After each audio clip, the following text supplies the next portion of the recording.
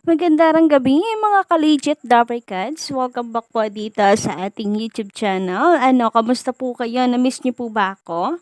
Isang araw lang ako nawala. O, akala niyo ba wala akong vlog ngayon? So, andito na naman nga po ako. Si Gandara, ang ka-legit Dabarkads po ninyo na maghahatid ng mga latest update and fresh happening single po sa TVG and legit Dabarkads.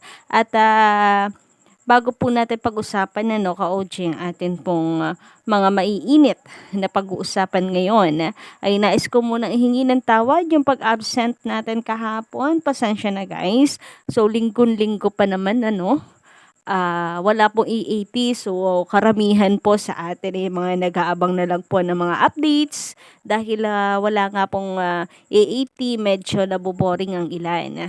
So pasensya na guys, but anyway, nandito po ulit ako kahit gabi natin di tayo nakapag-vlog kaninang umaga kasi nga, nako ang eleksyon, grabe nga yun, nangangain ng oras mga ka-OG, so nakakapagod din pala no, so first time voter po kasi ako, so pasensya na guys kung tayo po ay nababano, gano'n. Ah, hindi ko alam, parang hindi ko alam yung gagawin ko mga ka-OG ngayon. Ano ba sasabihin ko? Parang hindi pa rin ako maka-get over kanina. So, yan yun na guys, nakakapagod, grabe. Anyway, nakaboto na po ba kayo? Kamusta kayo mga ka-OG? Ano pong nangyari sa EAT kanina? For sure, ang ilan din po sa inyo hindi rin nakapanood kagaya po natin.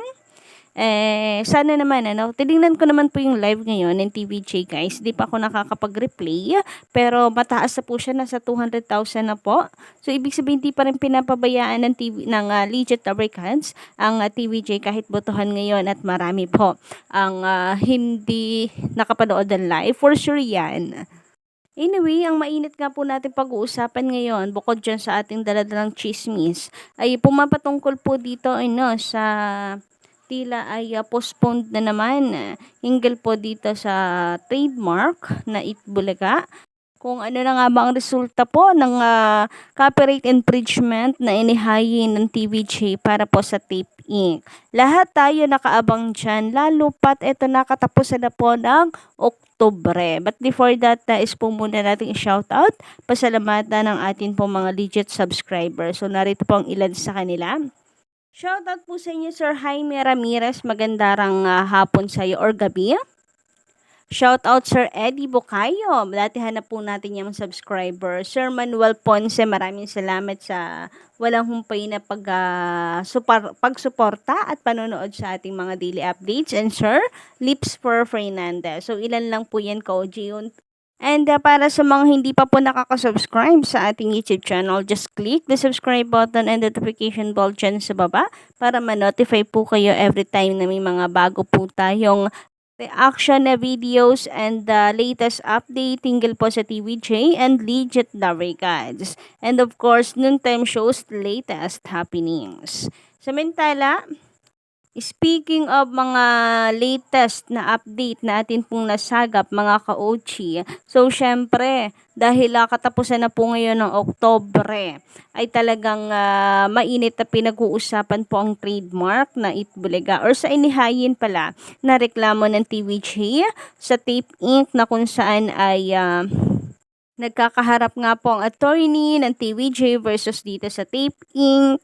sa hearing po sa Marikina. And base nga po sa mga nagdaang buwan na balita, ngayon nga raw pong katapusan ng Oktubre, malalaman ang desisyon. Pero mukhang na pinupospond. Ano daw po kayang dahilan? Bakit? Parati na lamang bitin. Kapag kadating ng tamang oras ay sasabihin sa sunod pa malalaman, kagaya nga nito sa katapusan daw ng Oktubre, tapos ngayon nakatapusan na, parang wala pa rin, parang ma-adjust na naman mga ka-OG. So malaking katanungan sa mga legit Dabarkads, kailan nga ba meron pang naglabas ng article na kung saan mayroon na raw pong resulta.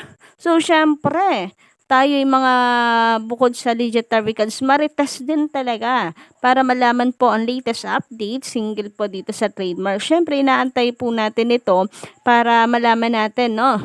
Kasi very attached po talaga tayo dito sa issue ng Itbulaga dahil sinusuportahan natin ang TVJ. Pero eto nga, Sabi dito kasi sa article, kasong copyright infringement ng TVJ sa Bulaga, may resulta na, o 'di ba? Ay nakakawindang talaga naman ka-OG, no? Talagang maatat kang basahin na ano pa lang, headline pa lamang po ng PSN Showbiz.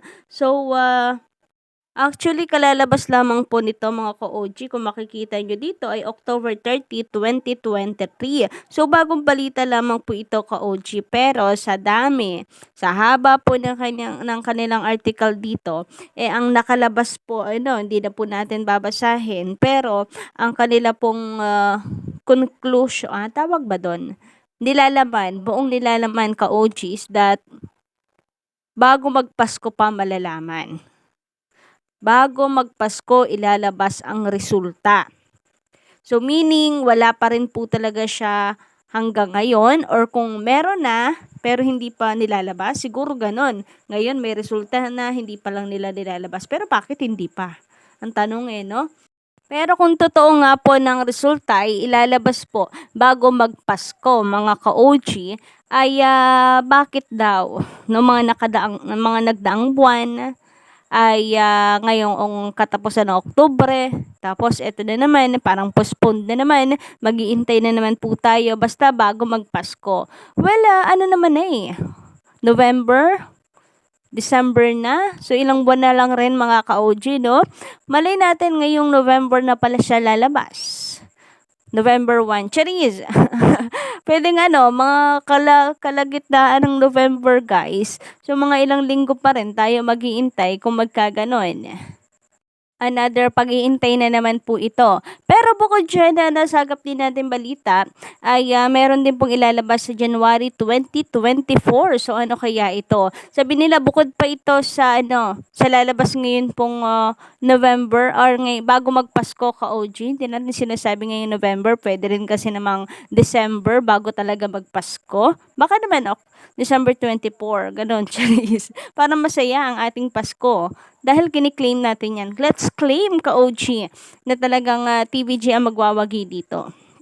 Para saan pa na tayo po na sumusuporta kung wala naman pong tayong pag-asa na nakikita na makukuha ng TVJ ang titulong Itbulaga at mapapatigil nila ang Tape X sa paggamit nito para hindi na po nalilito ang iba kung sino ang tunay na ibig kasi parehas na walang gumagamit sa kanila. But anyway, yung sa January, baka po ito ay patungkol naman sa IPO, yung kay Sir Joey De Leon for registration ka-OG po pwede.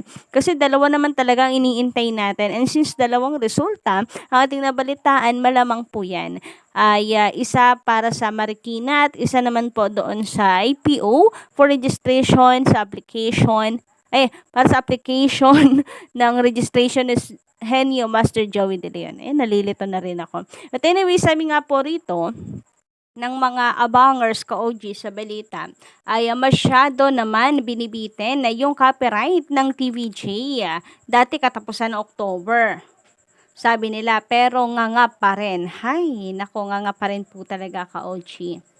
Sabi naman po nitong isa, iba pa po yung resulta na malalaman sa January, pati yung resulta bago magpasko. Una, ang resulta sa kasong copyright infringement na isinampa ng TVJ at Jennifer laban sa Tape at GMA7 ay malalaman ang desisyon bago magpasko.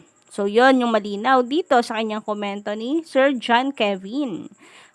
Pangalawa ay sa darating na January 2024, lalabas ang resulta ng Itbulaga trademark pati ang title nito na sana ang resulta ay mababawi ng TVJ ang titulong Itbulaga. So tama, yung nasagap nating chismis. Kung tama rin ang chika ni Sir John Kevin, pero kailanman po nila ilabas yan, kahit siguro sa 2025, basta sureball lang ka-OG na mababawi ng TVJ ang titulong Itbulaga. Basta sigurado lang na sa TV5 isisigaw for final decision ang Itbulaga. Para magkasama na po si EAT at si Bulaga. Sabi naman dito ni Tid Damateo, magandang gabi sa'yo. Sana nga matapos na at maliwanagan na ang mga tape ink na hindi talaga sa kanila ang Itbulaga. Sa totoong may-ari ay ang TVJ. Ayan, full of hope si Miss Tida. Ano po ba to? Miss or Sir Tida? Pero Miss yan, Mateo. Samantala, sabi naman ni Sir Manuel Ponce sa mga nagdaan po nating update, alam mo, idol ko yang si Francis M. Kaya para sa akin na di na dapat nila pinag-uusapan yung buhay ng taong wala na at pati yung pamilya niyang tahimik na nabubuhay. Kasalanan niya na ni Boy Toyo or Suka. Okay lang na magbenta ng mga memorabilia ni Francis M. yung asawa. Ang problema, vinideo pa ni Boy Toyo yung preset. Kaya yan ginugulo nung ibang vlogger yung buhay yan nila. Well, about nga dito, nananahimik nga po si Francis M. So, sana ay patahimikan na nga mga ka-OG. And about naman sa vlogging, di natin masisisi kasi at the first place or vlogger po talaga ito. So, ano na lang mga ka-OG, no, bigyan na lang siguro ng chance itong si Francesca para mahubog ang kanyang talento dahil at the end of the day, wala naman po siyang kasalanan na rito. Anyway, as long as possible, gusto ko pang magbasa ng mga comments guys, no? Pero medyo humahaba na kaya so yun lang po muna guys ang ating update ngayong gabi. Don't forget to click the subscribe button and notification bell for more updates.